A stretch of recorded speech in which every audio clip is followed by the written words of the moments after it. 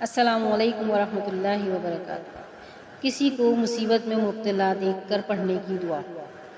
نبی اکرم صلی اللہ علیہ وسلم نے فرمایا، جو شخص مصیبت میں گرفتار کسی شخص کو دیکھے اور کہے الحمدللہ الذی عافانی مما ابتلاک بہ وفضلنی علی کثیر ممن خلق تفضیلا، سب تعریف اللہ کے لیے ہے جس نے مجھے اس بلا و مصیبت سے بچایا جس سے تجھے دوچار کیا، اور مجھے فضیلت دی اپنی بہت سی مخلوق پر، تو وہ زندگی بھر اس بلا و مصیبت سے محفوظ رہے گا، خواہ وہ کیسی ہی ہو۔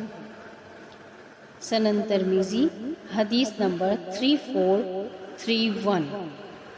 اللہ تعالی ہم سب کو ان دعاؤں کو پڑھنے اور یاد کرنے کی توفیق عطا فرمائے، آمین ثم آمین۔